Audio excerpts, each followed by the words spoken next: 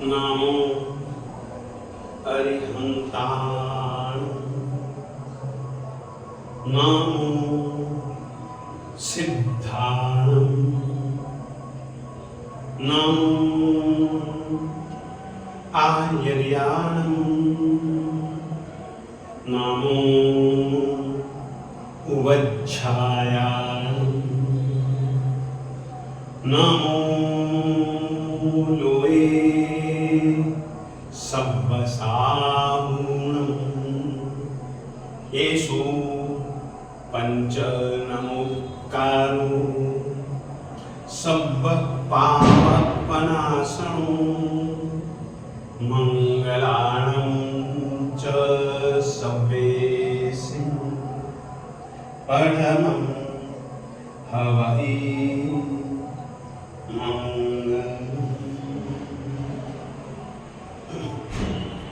नामाकृति द्रव्यभावहि उन्नतस्त्री जगज्जनम क्षेत्रे काले च सर्वस्मिन् अर्हता समुपास्महे।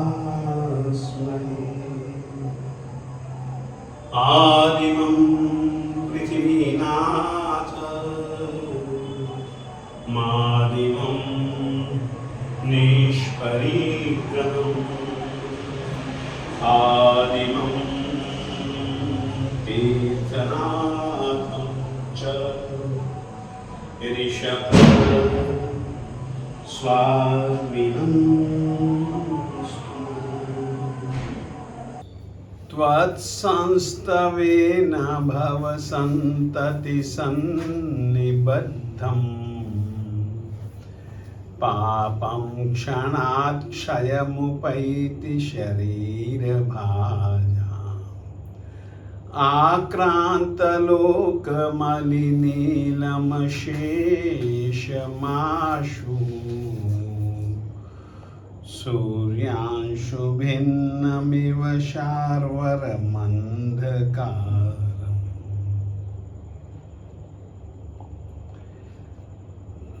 पाप कर्मों के क्षय के कई रास्ते हो सकते हैं।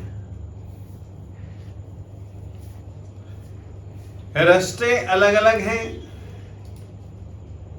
तो यानी कि उस रास्ते पर चलने की परिस्थितियां, संयोग अलग अलग तरीके के हो सकते हैं और अलग अलग तरीके के अपने को मिल सकते हैं। मुक्ति तक जाने के लिए कर्मों का क्षय आवश्यक है। जब तक आत्मा के साथ कोई भी एक कर्म जुड़ा रहा या किसी भी कर्म का अंश भी जुड़ा रहा, तब तक ये मुक्ति नहीं। यह श्लोक कर्म क्षय का एक रास्ता बतलाता है, और वह पाप कर्म क्षय का रास्ता है त्वत्संस्तवेन। आदिनाथ दादा की स्तुति। यहां पर स्तुतिकार इस श्लोक में कहते हैं कि आदिनाथ दादा भव संतति सन्निबद्धम पापम त्वत्संस्तवेन क्षणात् क्षयम उपैति। भव संतति सन्निबद्धम, जन्म मरण की परंपरा में बांधा गया जो पाप कर्म है, तेरी स्तुति से क्षण भर में ही क्षीण हो जाता है, नष्ट हो जाता है। जरा सोचिए, अभी तक जो हमारे पाप कर्म नहीं मिटे, दो कारणों में से एक कारण तो होगा। या तो हमने कर्म क्षय के जो रास्ते हैं,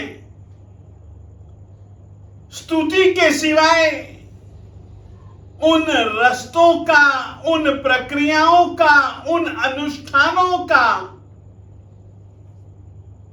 हमने सही रीति से शायद पालन नहीं किया होगा।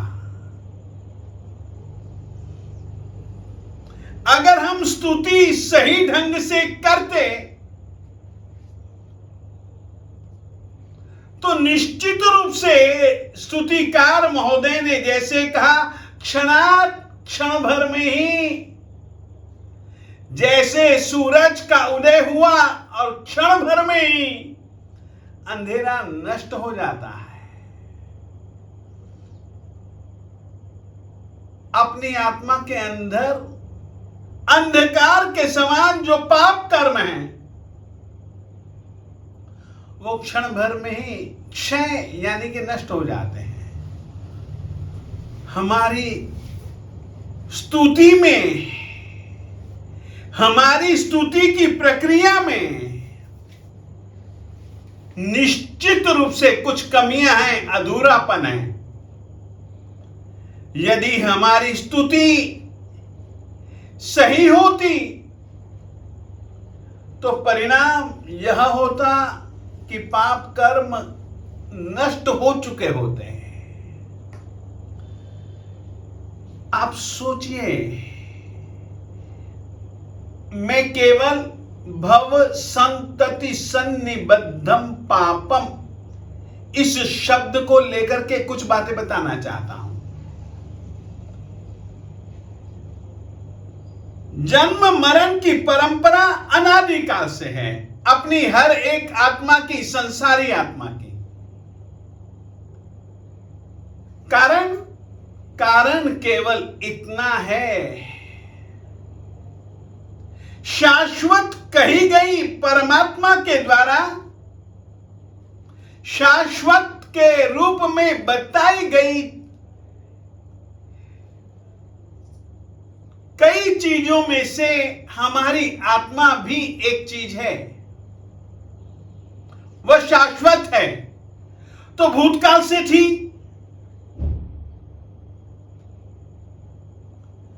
जब तक सिद्धि शिला में नहीं जाएगी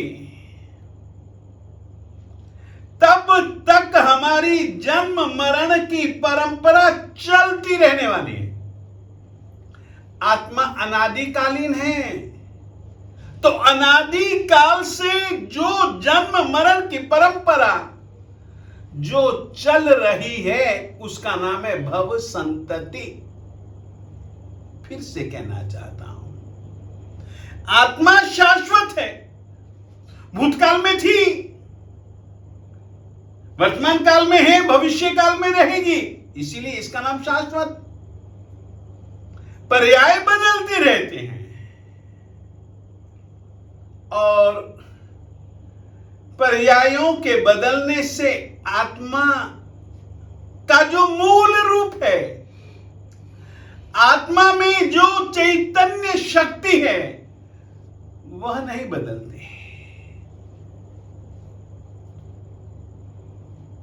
हर एक आत्मा के पास में है, आत्मा में है। तो अनादिकालीन आत्मा और कर्म का संयोग अनादिकालीन है। जैसे अंडे, मुर्गी अंडे, इसमें से पहले और बाद का ये निश्चित नहीं किया जा सकता ना कि पहले अंडा था कि पहले मुर्गी थी। मुर्गी के बिना अंडा नहीं, अंडे के बिना मुर्गी नहीं। पहले बीज था या पेड़ था, पेड़ के बिना बीज नहीं, बीज के बिना पेड़ नहीं। तो अनादिकालीन संबंध है आत्मा का और कर्म का। और इस अनादिकालीन संबंध जब से है यानी अनादिकाल से है, तो अनादिकाल से ही जन्म मरण की परंपरा चालू है। कारण, जन्म मरण का कारण यदि कोई है तो वह कर्म है। कर्म का संबंध आत्मा के साथ अनादिकाल से है, तो जन्म मरण की परंपरा अनादिकालीन है। जब तक आठों के आठों कर्मों का, आठों की आठों कर्म प्रकृतियों का, उत्तर प्रकृतियों का जब तक क्षय नहीं हो जाएगा, तब तक ये जन्म मरण की परंपरा चलती रहने वाली है। बस निगोद की अवस्था में सबसे पहले आत्मा थी, और वहां पर अनंत आत्माओं के बीच मेरी भी एक आत्मा थी। एक निगोद में, निगोद के जीव सूक्ष्म होते हैं मगर जीव होते हैं, दिखते नहीं हैं मगर हैं। तो वहां पर भी हमारा जन्म था। एक बात याद रखिएगा, इस आत्मा को जहां पर पाप पाप पाप पाप पाप कर्म कमाए जाते रहे हैं, पाप कर्म ही कमाए जाते हैं, वहां पर आत्मा अनंती बार जन्मा है। 4 गतियों में से त्रियंच गति, नरक गति, देव गति, ये 3 गतियां तो कर्म बांधने के लिए ही है। सोचिएगा, जब हम निगोद थे, अनंत उत्सर्पिणी अवसर्पिणी काल तक हम निगोद में रहे। कर्म बंधन के कारणों से युक्त थे, मिथ्यात्व, अविरति, प्रमाद, कषाय योग। इन कर्म बंधनों के कारण से हमेशा हम वहां पर पाप कर्म ही बांधते थे। अव्यवहार राशि में जब तक रहे, तब तक अनंत काल तक हमने कई बार जन्मे और मरे। निगोद में ही हमारे एक श्वास उच्छ्वास लेने और छोड़ने में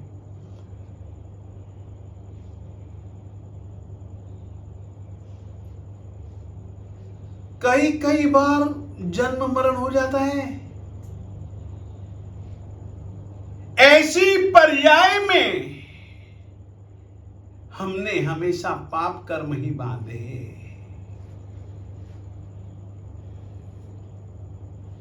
इतना ही नहीं, अव्यवहार राशि से व्यवहार राशि में आए, तब भी यही क्रम चालू रहा पाप कर्मों के बंधन का।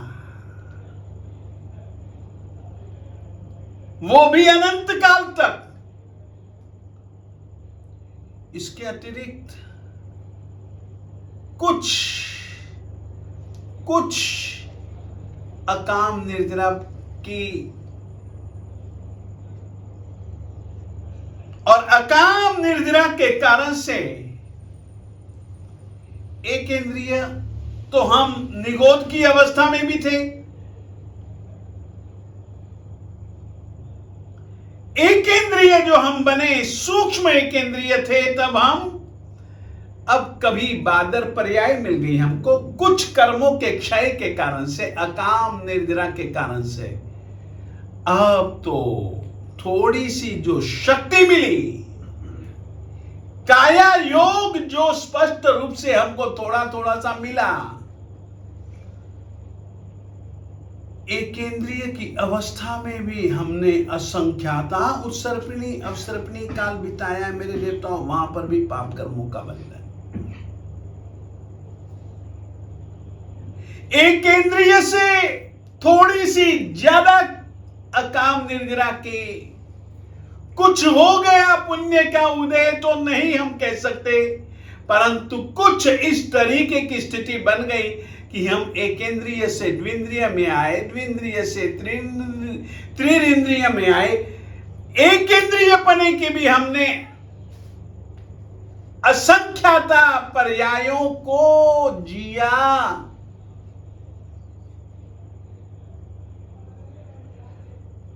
द्विंद्रिय पने की भी हमने असंख्याता पर्यायों को जिया। कई बार किसी पर्याय में मरे, किसी दूसरी पर्याय में पैदा हुए, वो भी द्विंद्रिय जीव था, वो भी द्विंद्रिय जीव था। कई पर्याय हैं द्विंद्रिय जीवों की, कई कई पर्यायों में हमने जीवन जिया है। त्रिरिंद्रिय पने की भी जो पर्याय है ना, वो भी सब पाप कर्मों की हैं। चौरिंद्रिय जीव की जितनी भी पर्याय हैं, उन अवस्थाओं में भी पाप कर्म ही जीव बांधता है, पुण्य कर्म नहीं बांध सकता। एकेंद्रिय से लेकर के असंगी पंचेंद्रिय जीव तक की जितनी भी पर्याय हैं, आप गिन नहीं सकते, अनंत पर्याय हैं। उन पर्यायों में जीते मरते जीवन पा लेने के बाद हम लोगों ने मात्र पाप कर्म ही बांधा है। और इतना ही नहीं, पंचेंद्रिय पने की भी हमने असंख्याता पर्यायों को नरक, त्रियांश, मनुष्य, देव गति की पर्यायों को ऐसा बांधा, उन्हें में भी आए, हम संगी पंचेंद्रिय भी बने,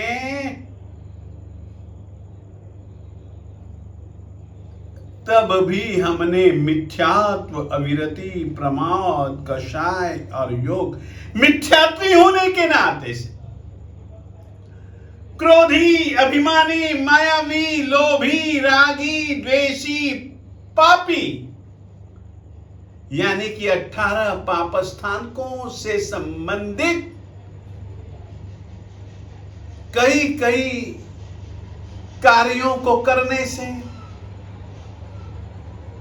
मन में उस प्रकार का चिंतन करने से,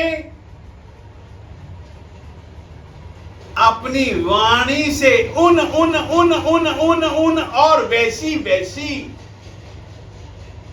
अलग अलग प्रवृत्तियों से संबंधित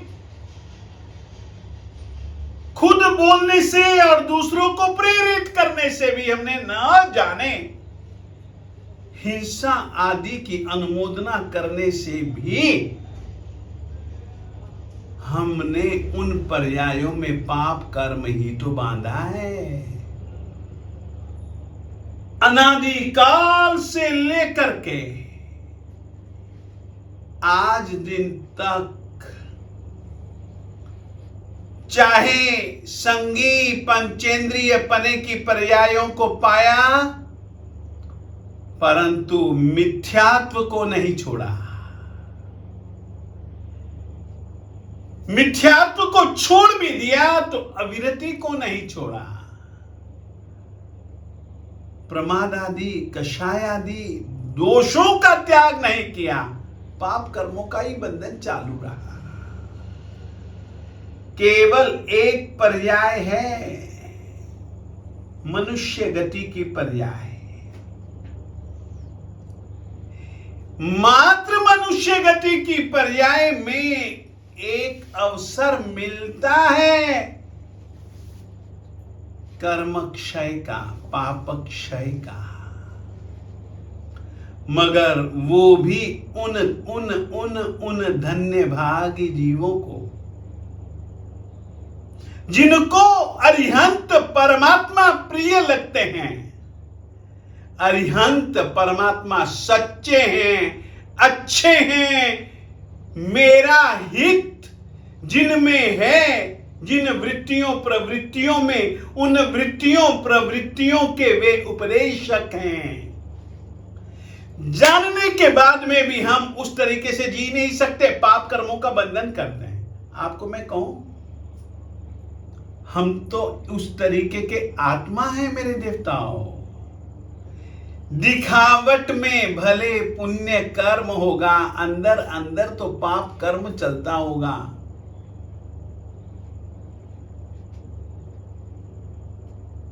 और कर्म बंधन जो होता है वो बाह्य प्रवृत्तियों के आधार पर नहीं, अंतरंग प्रवृत्तियों के आधार पर होता है। अतः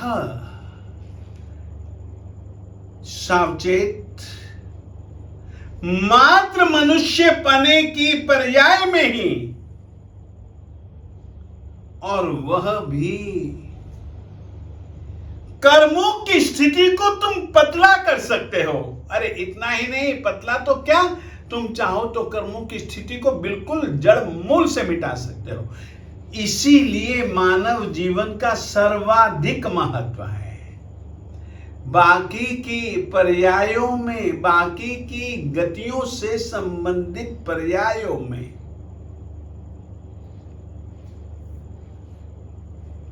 कर्मों का बंधन, और कर्मों के बंधन में भी पाप कर्मों का बंधन। इसीलिए यहां पर बहुत प्यारी बात कही, भव संतति सन्निबद्धम पापम।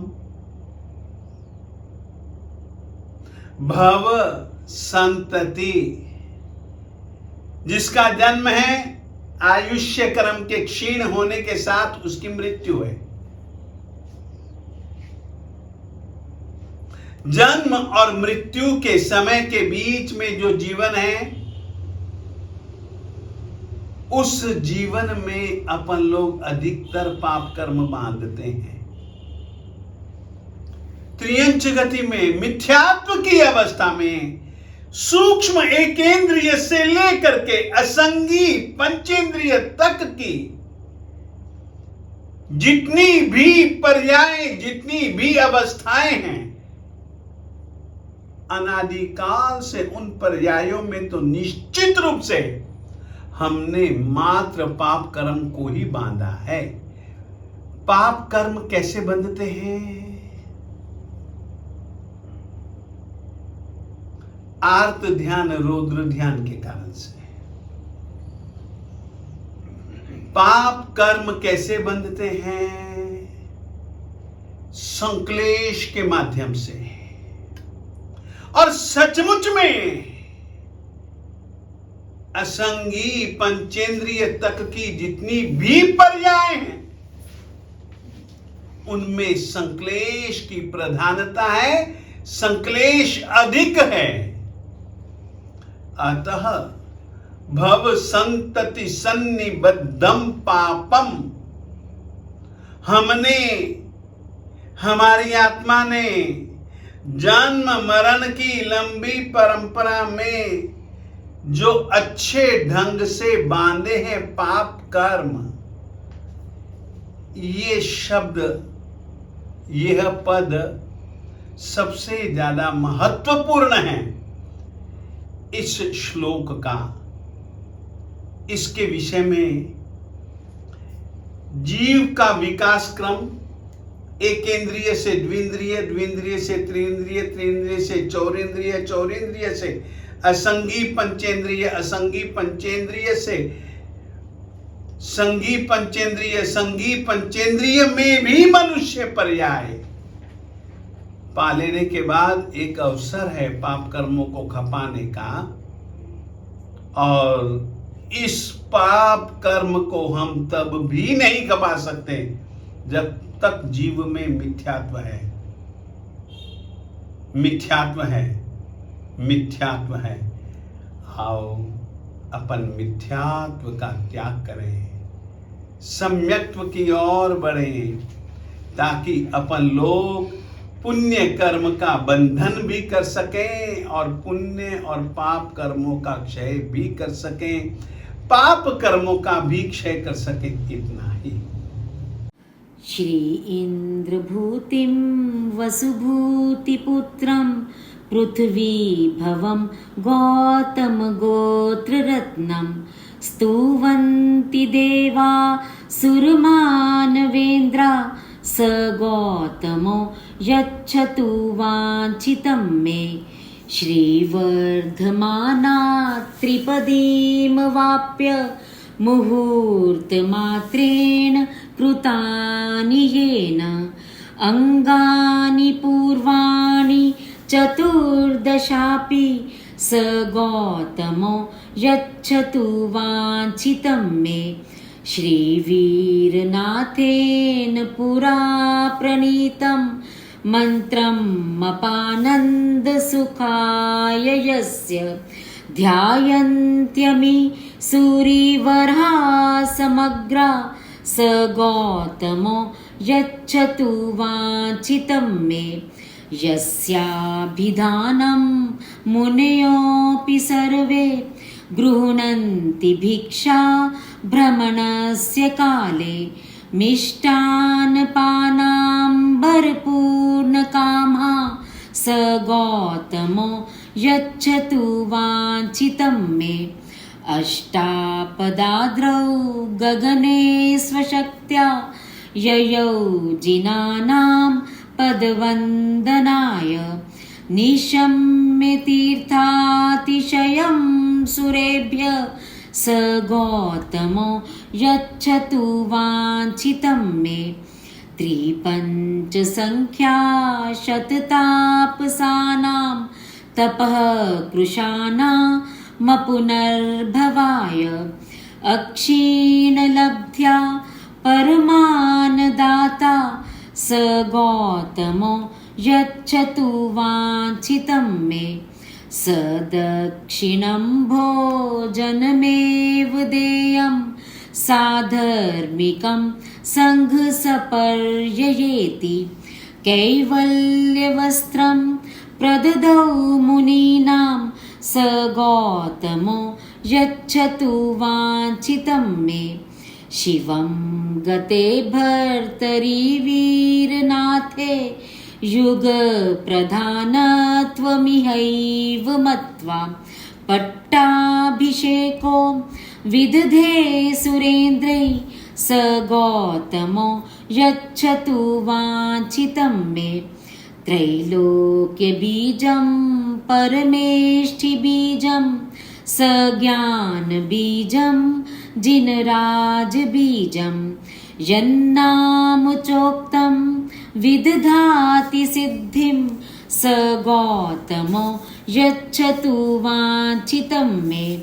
श्रीगौतमस्याष्टकम् आदरेण प्रबोधकाले मुनिपुङ्गवाय पठन्ति ते सूरिपदं च देवा नन्दं लभन्ते नितरां क्रमेण नन्दं लभन्ते नितरां क्रमेण।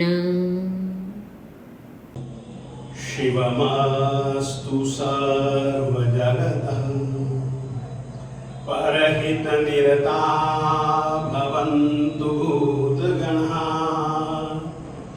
दोषाः प्रयान्तु नाशम् सर्वत्र सुखी भवतु लोकः सर्वमङ्गलमाङ्गल्यं सर्वकल्याणकारणं प्रधानं सर्वधर्माणां जैनं